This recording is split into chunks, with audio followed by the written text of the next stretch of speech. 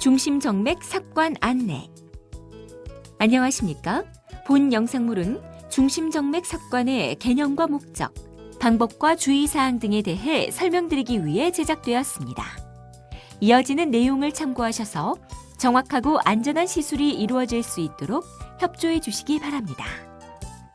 시술의 목적과 효과.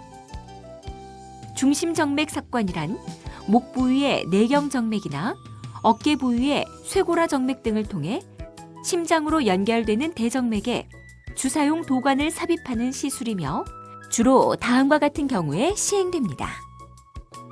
응급정맥 주입로의 확보, 쇼크나 대량출혈 등 다량의 수액 공급이나 수혈이 필요한 경우 말초 정맥보다 효과적으로 수액이나 혈액을 주입하기 위해 시행합니다.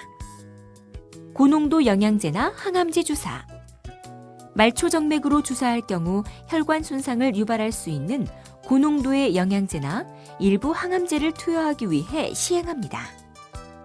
장기간의 약물 치료를 위한 정맥 주입로, 말초 정맥에 삽입된 도관은 3일 이상 사용할 수 없는 반면 중심정맥 삭관은 관리만 할 수 있다면 수주까지 사용할 수 있으므로 장기간의 항생제나 항암제 투여를 위해 시행할 수 있습니다.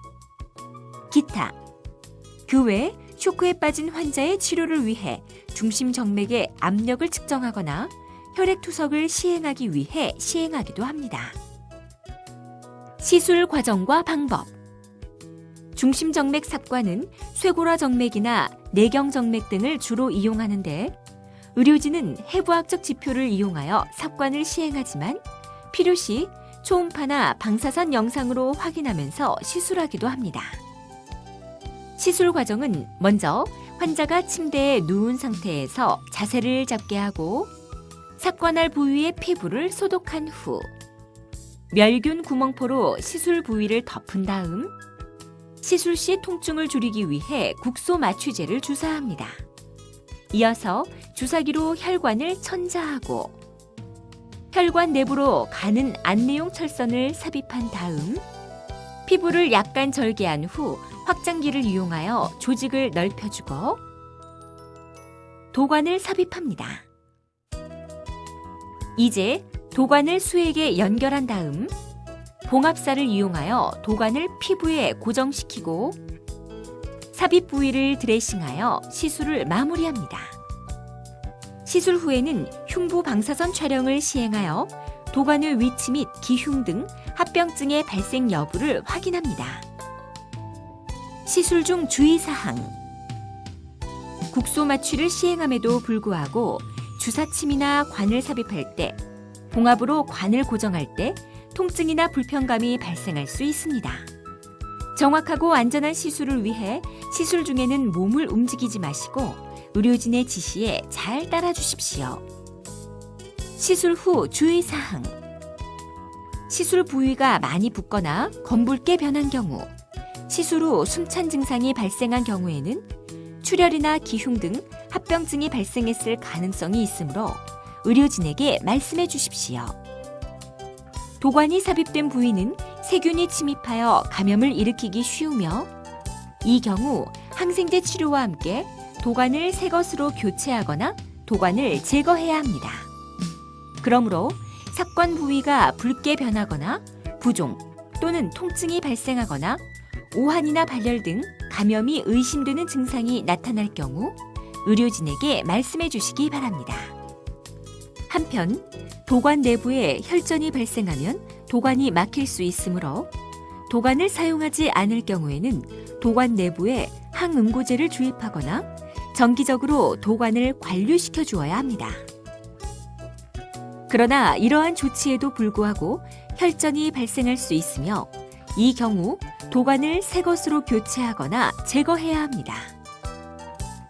시술의 합병증과 부작용. 국소 마취제 부작용. 드물게 국소 마취제의 특이 체질이 있는 경우 어지러움증이나 저혈압 증상이 발생할 수 있습니다. 기흉. 천자 과정에서 바늘이 폐를 찌를 경우 폐 속의 공기가 흉강 속으로 빠져나와 기흉이 발생할 수 있습니다. 기흉의 양이 많지 않을 경우에는 안정을 취하면서 기다리면 저절로 흡수되어 사라집니다. 그러나 기흉이 크거나 공기가 계속해서 누출되고 폐가 허탈되어 호흡곤란 등이 발생할 경우에는 흉관이라는 튜브를 삽입해야 합니다. 흉관은 흉곽 내에 고인 공기를 뽑아내어 허탈된 폐를 펴주는 역할을 하며 흉막이 아물어 공기 누출이 멈추고 기흉이 모두 흡수된 다음에는 제거합니다. 출혈.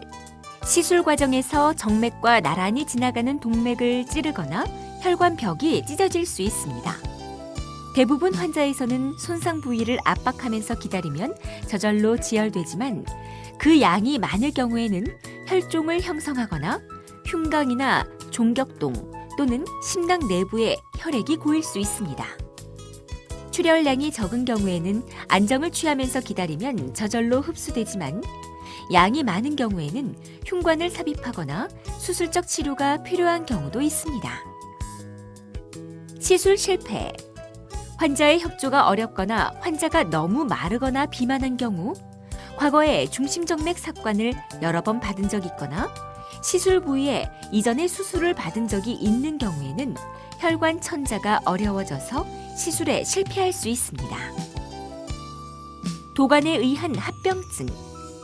도관이 삽입된 부위에 감염이 발생하거나 혈전에 의해 도관이 막힐 수 있으며 드물게 도관을 삽입한 부위의 혈관이 좁아지거나 혈전이 발생하는 경우도 있습니다. 그리고 매우 드물지만 삽입된 도관이 심장의 전도기회를 자극하여 부정맥을 발생시키거나 심방천공을 일으키는 경우도 알려져 있습니다. 지금까지 중심정맥 삭관의 절차와 주의사항에 대해 말씀드렸습니다. 감사합니다.